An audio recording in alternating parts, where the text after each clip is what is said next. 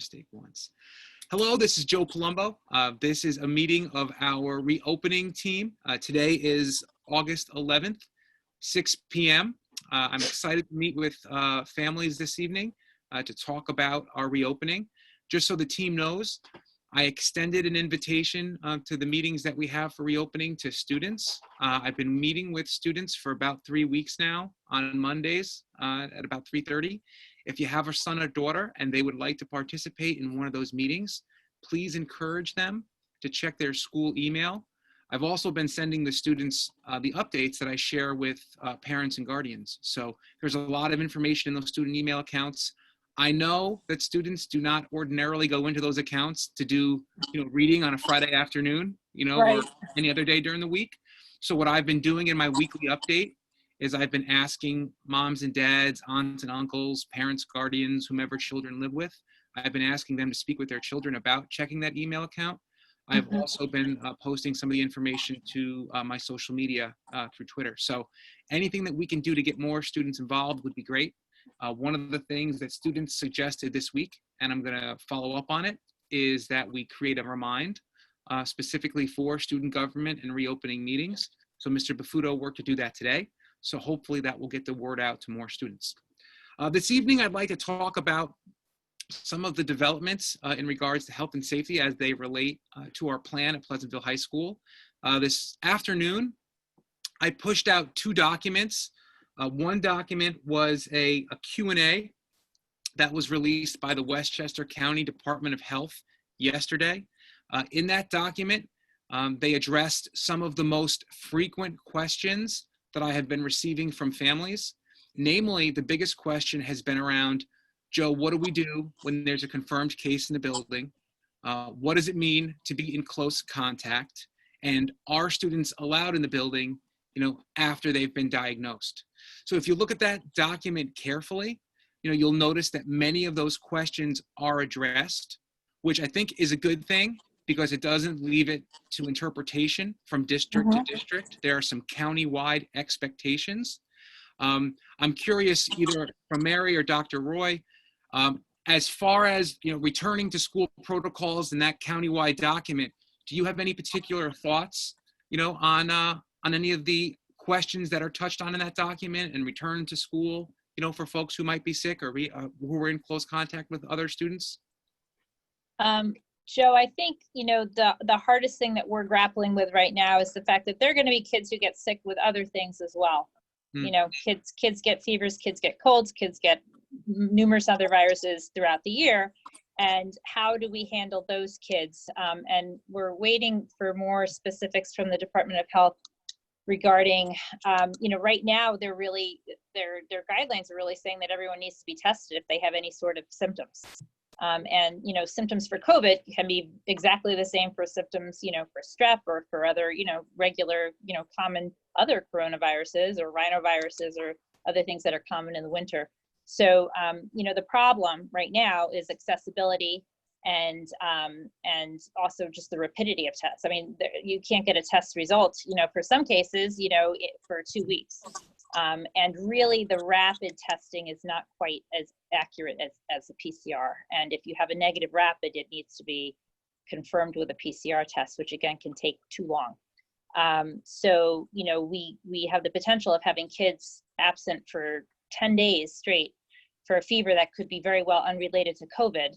And, unless we have that accessibility to be able to actually really test right away and get results, we're kind of in a bind. So I've been speaking with a lot of the other medical directors in districts throughout Westchester County, and that's really what we're kind of, waiting on, is just trying to figure out, well, how are we going to do this testing?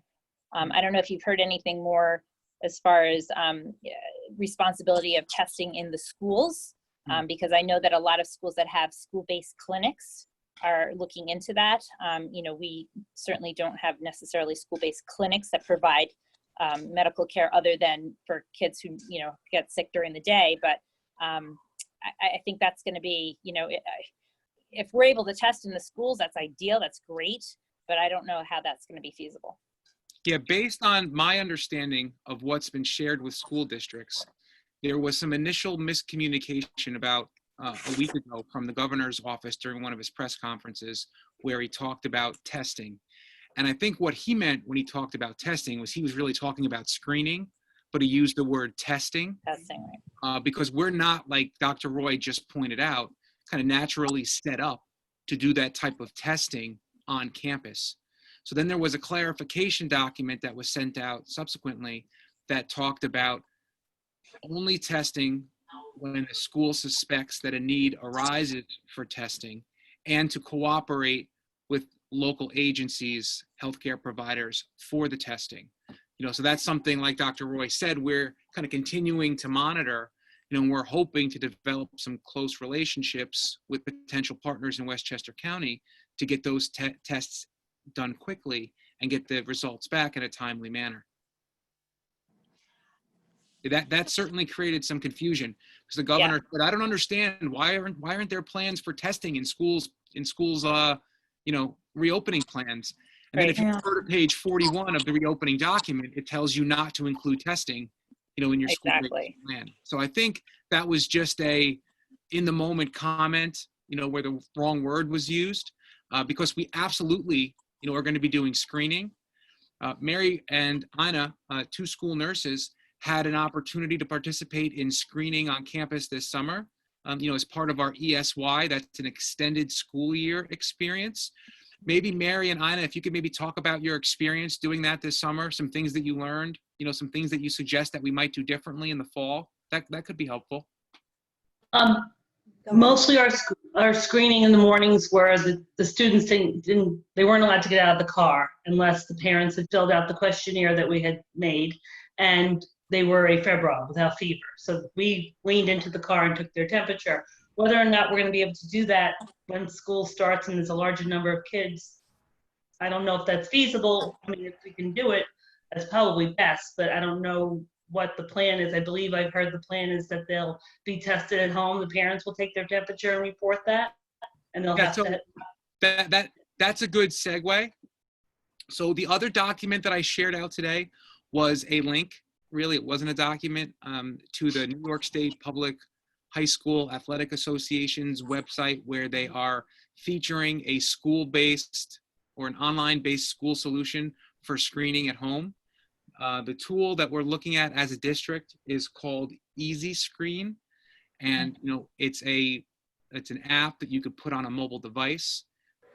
It feeds in real time into an updated Excel spreadsheet that we can cross-reference, at the entrances of our buildings.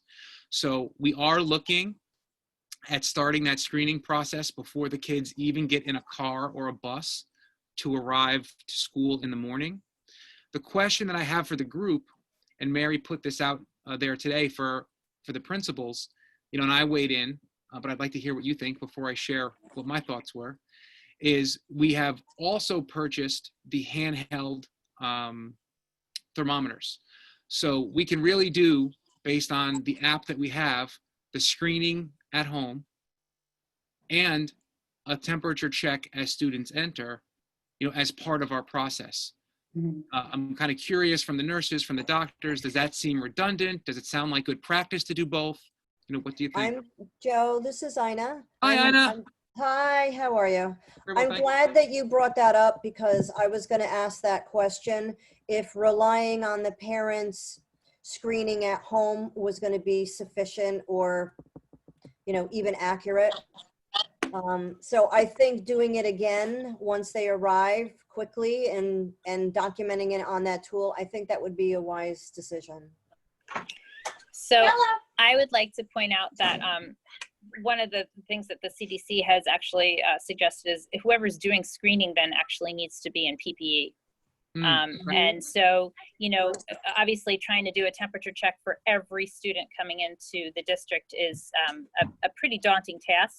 Okay. And, in which case you're going to need numerous people who are going to, I don't think, there's going to be one or two nurses in the school who can handle every kid coming in. And so being able to then, for every day, multiple people wearing PPE, it's actually, I think, going to be not as feasible. And I think that this screening process at home is probably the more realistic approach to it. And certainly if there are any red flags, obviously through the screening, or if there's a child in school who looks, otherwise not well, then, I think teachers should have the very low threshold for sending them in to actually have their temperature taken. I agree with that.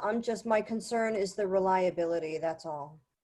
Yeah, no, I agree too. And I think, but the issue is also, it's not just temperature. And honestly, temperature is probably the least for kids, the least efficient as far as looking for symptoms. I think it's, has the child had diarrhea? Has the child had this? Has the child had that? And just, by the time a child has a fever, they're sick. They're showing that. So other symptoms, right? yeah, and I don't think anything's going to be 100%. And I agree that, it's going to be difficult. And there, we know, as school nurses, that there are parents who send their kids to school sick. And I think that this is really where we have to just pound in education to say that you cannot do that. This is, for the good of your child, for the good of your family, and for the good of the rest of the school. And just, frequent reminders that, this is a really important thing that, we need to do this screening beforehand. There are going to be some kids who maybe won't be able to, and maybe won't have access to thermometer, and they won't be able to do the screening, in which case I think you do need to be set up to be able to screen some kids. But I feel like to be able to do that every day for every child who walks in the building, that's a big task. Thank you. Can I raise one concern? This is Eileen Sheldon. I know, Eileen. I have younger children. So like, if I'm going to get to work on time, I'm relying on whoever's doing my childcare to do my children's temperature essentially before they get on the bus, because there's such a gap between my departure and their start time. With high school kids, our parents even, like, you know what I'm saying? Like, if my kids were in high school, I wouldn't be worried about childcare. I wouldn't be taking that extra step. Do you know what I'm saying? That not out of like lack of concern or care, but just 15, 16, 17 years old. That's my concern. Like, that's going to be a concern for my own children when they go back, that I have to remember to tell whoever's taking care of them in the morning, you've got to check their temperature and email it, text it to me so I can fill out the form so they can go to school. That's my only concern. And I understand you're right. It's terribly daunting to do that. But I just, with high school kids, is that something that's going to slip through the cracks? Well, I will say this, for anybody who isn't screened, we will have a station set up for students who need to be screened before they enter the building. So, whether it happens virtually before students arrive at a table to enter the building, or when they do, if it hasn't been done already, it will certainly be done before a student is invited in. So in other words, according to Kristen, the nurses will have to be dressed in their PPE when they walk in the building in the morning to be ready for those kids that may not have been screened at home. And maybe the principals and who's ever helping. No, I mean, it's true. That's true. I'm assuming it has to be us, but Yeah, that's right. You're right. I don't have the ability to increase my nursing staff threefold. So, we know that, Joe. Yeah. So there's a lot of work that has to be done, and I'll be the first to volunteer to do any part of it. No, So, I mean, I don't mind. It's more now thinking about this. It's a daily thing, PPE. It's more, we're going to have to order more of everything now, if that's our plan. Interesting. Well, what I'm going to do after this meeting, and I do it after all these meetings, is I take notes, and then I bring them to the district level, and I share it out, and then we work to make sure that the things that I'm putting in place here, that Don is doing over at the middle school and that Peggy is doing at the elementary school are as consistent as possible. So that's a good piece of information, Dr. Roy, about the PPE. So I'll be sure to share that with the team, because today that was a big part of our discussion. And Joe, like you said, like you're ready to, do what you have to, but I'm also available in the mornings, if needed, and we have 3 entrances and we need places covered, I'm certainly willing to do that. Yeah. Well, listen, we've got a great team. We've got people who want our kids in the building. So I'm sure that we'll develop a plan. It's just really helpful for me to speak with folks who have this type of expertise to get their insight so that the plans that we develop keep everyone safe. right? Because I wouldn't have thought about Can I that make a piece earlier. Yeah.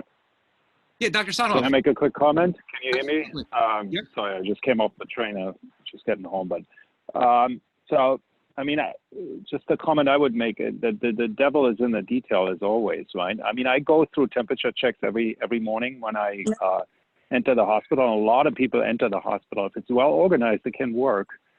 Right? But the problem is it can cause crowding if it's not well organized. If there aren't enough people, if there aren't enough entrances, it can cause really delays and crowding, and that's actually an additional risk factor, right?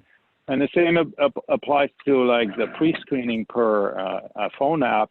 I mean, you know, I don't know the details there, but if it's, you know, if it's checked every day and if people really are compliant, this can really take some pressure off. And I think the combination of the two may be most effective. But again, the devil is in the detail. If like people don't really do it and it's not really checked and there's no way to efficiently check it, if people really fill this out, then it's obviously useless. So Yeah, the nice thing I about think as this, always, it's like the nice devil thing is about this in the app is that detail. it'll be updated in real time.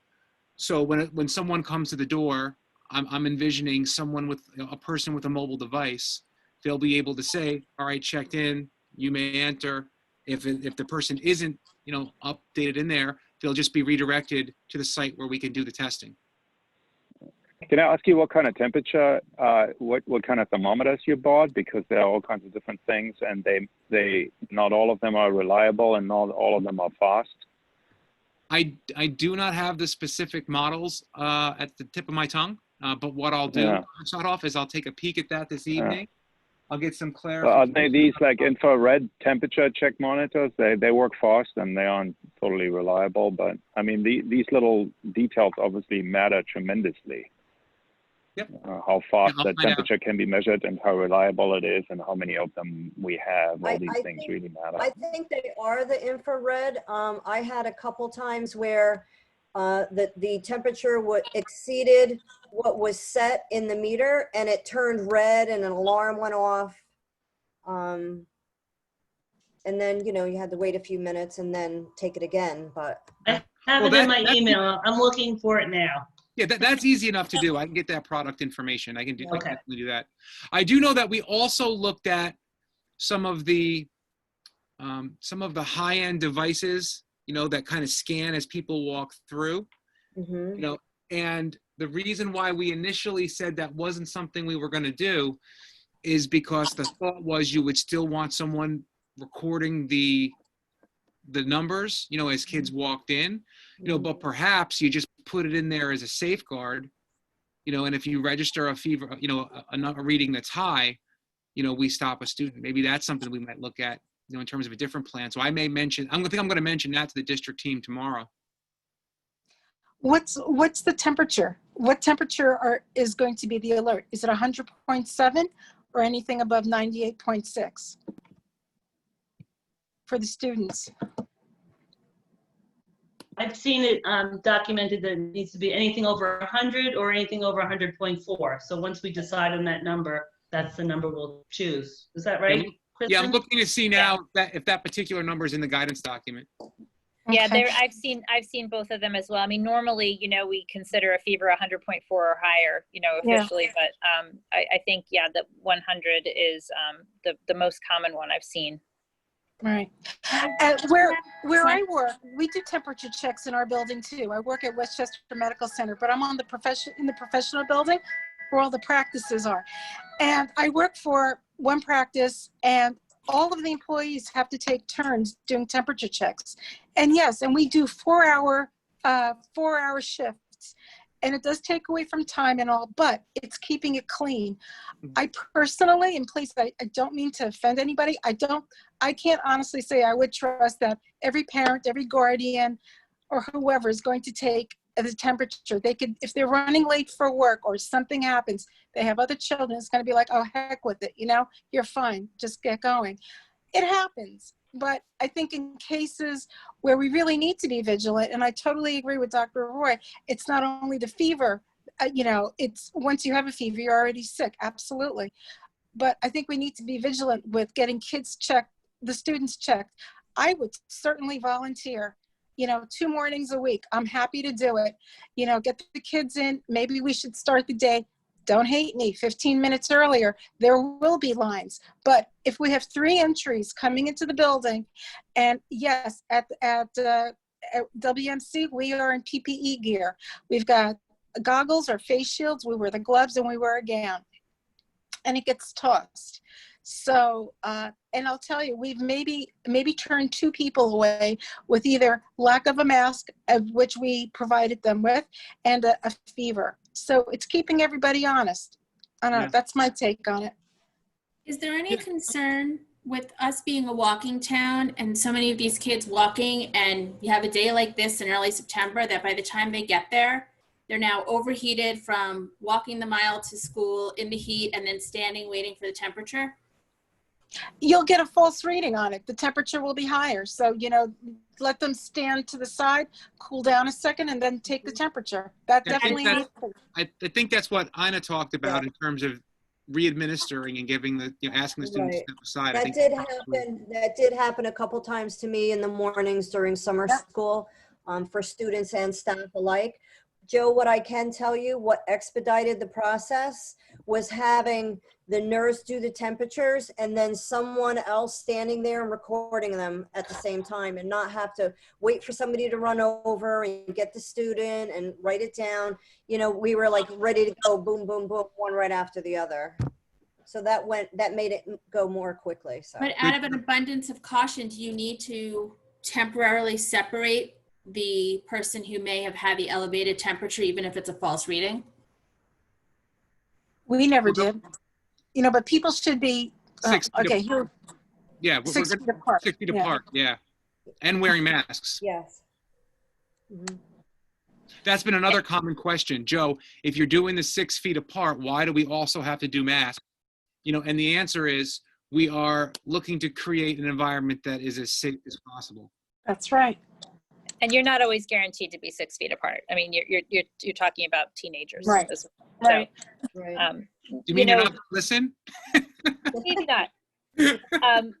Are they going to be? The other issue to consider, is this is fine and great when we have a nice day and the kids can line up outside. But when we start to get into rainy days and snow days and whatever it may be, is trying to avoid the kids bunching up. Like Dr. Sadoff was saying, because it really does. It creates a backlog, and trying to you're going to need someone also policing the line as well as the people doing the PPE. So I think just like in the details, all little things to consider. Yeah. Can I chime in on that question? Why 6 feet and a mask? Because I think that is so important to understand, right? I mean, there are different ways of transmission, and in the indoor environment, right? 6 feet by itself, if the ventilation is not great, is not enough to prevent transmission. This is so important to understand. I've said this many times before, but there is probably a very likely airborne transmission. So if you can sort of picture this in a closed room with the one smoker in a corner, right? The smoke will distribute throughout the room, right? If there's not appropriate ventilation. And then if you're in that indoor environment, don't wear a mask, and the smoker doesn't wear a mask, right? Everybody in that room can get infected. That's why it's so important in the indoor environment that everybody wears a mask, no matter what the distancing is. And the second important thing is very strong ventilation, and trying to do everything to increase ventilation, because this mode of transmission probably is responsible for large outbreaks. Right. And Dr. Sadoff, I'm glad you brought up the air exchange. I did follow up with Steve Chamberlain and Tim Whipple. Steve is the director of facilities. Tim Whipple is the assistant superintendent, about air exchange, based on our last conversation. And they gave me some good information. What they shared is that our units exchange 15 cubic feet of air per minute per person, and the exchange is from outside, not inside. So it's not recycled air from other areas of the building. It's air that's being pulled in from outside. They explained that the current rate of exchange is based on the state requirements for full classrooms, so that in the fall, when our classrooms are not full, most of them will be at half, maybe a little less than half capacity. They feel very good, about our ability to safely exchange the air, at an appropriate rate for the students. They're also looking at some different filtering options now, and they told me they'd be sharing some additional information about that in the coming weeks. Yeah, I mean, I think that's great. That's really important.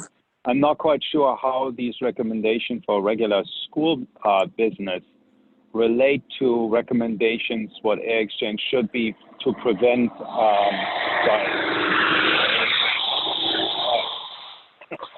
Bedford Road. So I'm not sure how they relate to recommendations to prevent airborne infections, because I'm not sure how to translate these numbers. To prevent airborne infections, you need somewhere between 10 and 20 air exchanges in the room, right? So it depends on the size of the room. How often? Right. 10, you need an airflow that equates 10 to 20. I mean, 12 is a number that's often quoted. 12 complete air exchanges per hour. So that's like sort of in like medical terms, like to prevent airborne infections. I don't know how that relates to the numbers you quoted there, right? So that would be a question for an engineer. So there are engineers coming in.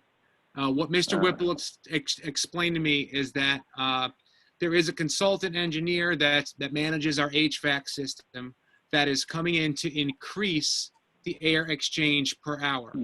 So he did say that. And he said that we're going to have to avoid the temptation to lighten that exchange, because that's often a request that we'll get, like during hot and humid days. People will say, can you please stop bringing in the hot or the humid air? But we're not going to be able to do that, in which case, we're going to try to use fans, like you discussed last time, keep the windows open, and just do the best that we can to circulate that air. Right. I think that's all great. That's all really important. So the other things that I had on my mind, in terms of health and safety, we've been talking about the cafeteria. If we split our student population in half, that means that we have roughly 250 students in the building, when group 1 is in, and 250 when group 2 is in, give or take. The plan for the lunch waves is that we will have roughly in each one of our periods, we'll have 80 to, like, let's say 95 students. We are going to encourage students to use the app to order ahead. That way there's very little standing in line. We're also going to encourage our students and really push them to utilize our outdoor spaces for eating. I've kind of heard that loud and clear.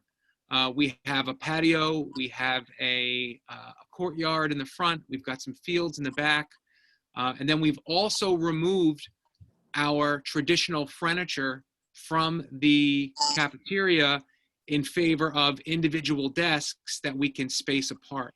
So when we've kind of mapped it all out, we have a lot of space, to try to make this as safe as possible. We're going to have adults who help us with supervision, because I have a suspicion that when kids get outside, they might kind of want to congregate with one another.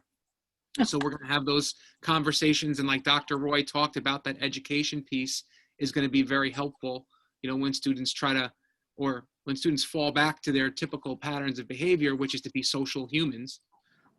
So that's going to be something that we're working on, throughout the year. And then during the winter months, I'm really going to push the envelope in terms of getting people outside. I'm going to encourage students, during September and October to wear their t-shirts, don't dress warm. I'm going to encourage them in the fall and the winter to wear their sweatshirts, or bring a jacket so that they can go outside, something that'll keep them warm. Because I want to use those spaces as much as we possibly can. I want to get people outside in the fresh air. Same thing with our band and our chorus. We're going to be looking to get those students outside. We're also going to be doing some individual stuff, in bigger spaces. So, we want to try to utilize those outdoor spaces as much as possible. I know that tents have been a popular topic of conversation. And I know that in recent weeks, there have been some articles that have surfaced in the New York Times of images of students learning outside, like during the early 1900s. The New York State Department of Education did not regulate the use of outdoor structures, in 1908 in the same way that they do in 2020. So using tents actually becomes a pretty big challenge for a public school district. There are some public school districts who have spent significant money purchasing large outdoor tents, building floors, equipping them with lights, doing all the things that you have to do to have an instructional space approved by the New York State Department of Education. Right now, that's not something that we're doing wholesale, although back to Dr. Roy's point and Dr. Sotoff's point, for the winter months, we may have to look at some type of coverings outside, when the weather, isn't as nice, as it may be in September and October and November. So that's certainly something we continue to look at. And if we feel that we would benefit from having those types of things on campus, we're going to move in that direction pretty quickly. Sounds good. Can I make a quick comment about Absolutely. the lunch issues? I mean, the meal issues, right, and the chorus. I'm really concerned about this, right, because obviously people have to take off their mask, and I appreciate all the thinking you have done about this, but this is really an issue when people take their mask off in indoor spaces. As I said, like, distancing doesn't really work unless we have really strong ventilation in that cafeteria space. It's going to be a problem. And the chorus is even a bigger problem, because I think chorus, in my opinion, should be only done outside, because singing actually is associated with strong aerosolation. So you may have heard these reports, but there's one famous kind of incident where in a church choir, one person out of a choir of like 62 people, I think 50 something people got infected during one single practice, right? Just emphasizing the issues I've mentioned before. So, I mean, these are the things I'm really concerned about, because they can initiate events that, like, so-called super spreading events, where like a lot of people at once get infected if we are unlucky enough and there's one kid that is very infectious at the time. Right? And as we all know, kids are often asymptomatic and can be totally healthy and still spread the virus. Yeah, I'm going to try to use those outdoor spaces for chorus as much as possible. We're going to push students outside for those for the lunch period as much as we can. And then I'm also going to have a conversation specifically with our Director of Facilities and Tim Whipple tomorrow about perhaps zeroing in on the cafeteria as an area of priority for the increased air exchange, based on that information. Joe, is there a way to, specifically just kind of make chorus only outside when the kids are in school, and then otherwise kind of remote the days that they're not in school? I know it's not ideal to be singing over Zoom, but they've done an amazing job. And I think, I agree. I mean, avoiding any sort of, way to project aerosolization while indoors is hugely important. Yeah, that's going to be our plan. And I'm going to be meeting with John Verchese. He's the director of our music program. Nadia Rizzo is a new teacher who will be taking over for Mrs. Donovan Warren. So that's going to be my recommendation and the plan that we put in place for them. And it works out nicely given where they're located, because they're right near entrances or exits to go outside. So that's why I do have a family who's offered, to help us out with a tent. And I'm, John, Barreline, sorry, I'm going to see about using that back field, maybe for a tent area, because we don't know what's going to happen with sports in the fall. Currently, sports are still prohibited by the New York State Public High School Athletic Association based on the governor's orders. There is a chance, that we could have a sports program in late September, but I haven't heard a lot of information that makes me think, that that's going to be a reality. John, as the director of athletics, have you heard anything about that September 21st date, or any rumblings among the athletic directors locally? No, the state did that, you know, to basically, I don't know, satisfy the governor, and push the start date back. But, you know, you know, there's a lot of colleges and Big Ten, you know, do I think fall sports should happen? No, especially if you're trying to, cohort kids. They're not cohorting on the weekends. They're not cohorting after hours. I just, I think fall sports, is a risk. Yeah, I mean, I don't want to be a downer, but I believe the same thing that John said. I think that the fall sports season, you know, is going to be very difficult to get off the ground. And academics come prior. So if you need the backfield for, chorus or to put a tent there, you know, so be it. That's the high priority, is getting these kids back into school and getting a solid education.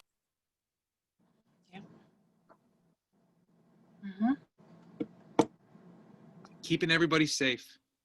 That's kind of been, you know, you stay up at night thinking about these things, and, you know, I'll have people who make passing comments to me about, Joe, just open up the school. What's wrong with you? You know, and it's really easy thing to say when you're not responsible for people, you know, but I feel a deep responsibility to students, families, members of the staff, you know, so there won't be any quick snap judgments or, you know, risks that I'm willing to take, you know, on behalf of other people, you know, as part of this process, unnecessary risks, you know, and that's an important part too.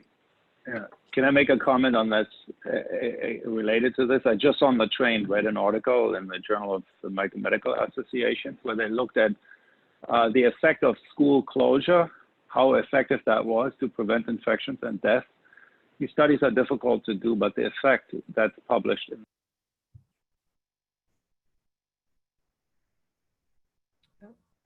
I think we might have lost Dr. Sadoff. Can you guys hear me? Yes. Yes. Oh, I think he might have. Oh, he's muted. Sorry, can you hear me? I can hear you now. Yeah, I just unmuted you. I'm sorry. Yeah, I'm sorry. I lost connection and my phone is running out of juice. But so basically, the effect of school closure, like the overall effect was like a reduction of mortality over 50%. Wow. That was staggering, right? So I mean, this is really what we are doing is very important, right? You know, I mean, school opening, as we have also seen in other states and other countries, if it's not done properly, it can be a disaster. And that's what I try to explain to people. Yeah. So I am going to bring this information that I gathered tonight to the superintendent, to the other building principals. Are there any other questions, ideas, suggestions that folks want to share before we end for the evening?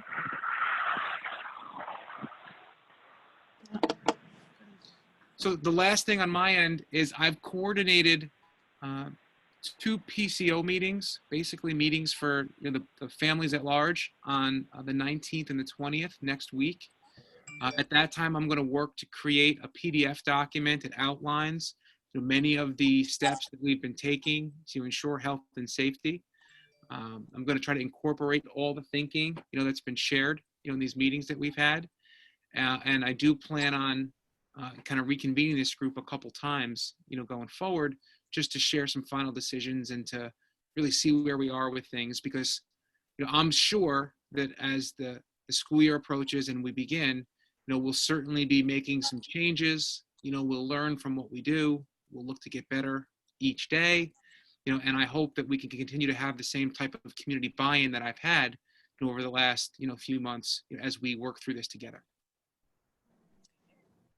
And thanks, Joe. And if you could, in your outreach to the community, if you could add in there, there's been really no decision from the governor's office based on coaches working with kids and athletics at this point. Okay.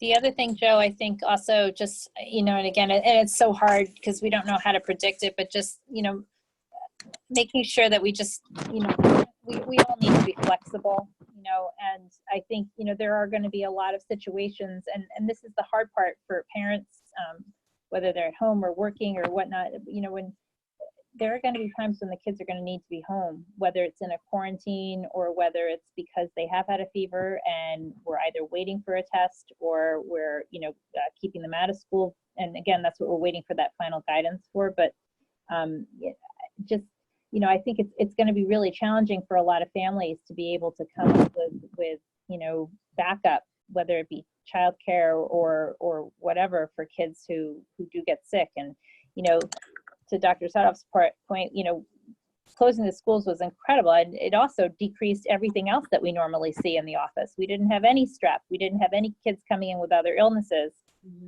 But, once kids start to be together, we're going to see that. And it's going to lead to kids needing to stay home. And I think that's going to be a real challenge. And I think that's something that we need to talk about ongoing. And Mary and Ina and I can talk about, again, as we get more guidance for getting the kids back in the classroom as soon as we can. I think once we make our decision on what our protocols, et cetera, our guidelines are going to be, and we just stick to it, then no one can fault us for sticking to our plan. And it's all for the health of the kids, and that's the bottom line. We're not doing it for ourselves, we're doing it for them. Right. This is nobody's ideal plan for September 2020. Right. This is the plan based on the set of circumstances that we find ourselves in. It's going to be interesting. Yeah. All right. Well, I want to thank everybody. I'll stick around if anybody wants to talk or has any questions. If not, have a great evening. And Have a good be evening. well. Thank you. too. Thank you. Bye-bye. Thank you. Thank you, Joe. Thank you, Joe. Melissa, Thank you. Bye, Joe. take care. Well, if I can figure out how to get off the iPad.